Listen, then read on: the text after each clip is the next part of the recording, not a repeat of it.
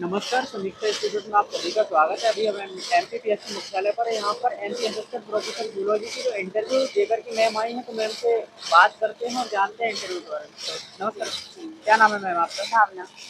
कहाँ से हो मैम आप? इंदौर। इंदौर से ही। जी। कैसा रहा मैम आपका इंटरव्यू? Interview average average. कौन से बोर्ड में था आपका? सी बोर्ड में था। सी बोर्ड जी। में था। कितने पैनल मेंबर हैं?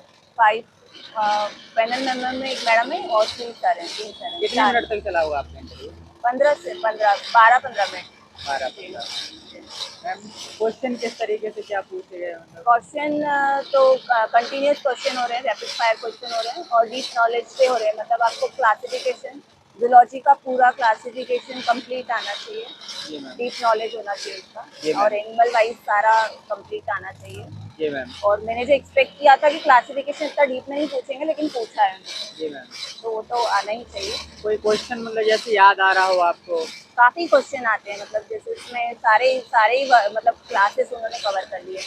जैसे स्नेक्स भी कवर किया है, इंसेक्ट्स भी कवर किए हैं, बटरफ्लाइज कवर किए हैं और फिश में डिफरेंस क्या होते हैं वो भी किए हैं। मैमल्स भी कवर कर लिए हैं, मतलब उसमें हर से मतलब मैमल से भी क्वेश्चन हुए हैं जी सारे। मैम। मतलब लोअर इन्वर्टिब्रेट से कम हुए हैं, लेकिन हायर में सारे शुरू हुए हैं।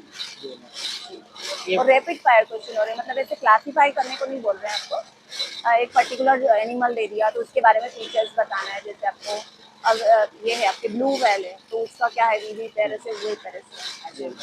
और आपका जो डक बिल्ड प्लेटिपस है, मतलब एग लेइंग एनिमल्स है। जी और ma'am. Poisonous non poisonous snacks है, फिश है, कितने डिफरेंस है इनके, कैसा डिफरेंशिएट करोगे आप जी। ऐसे।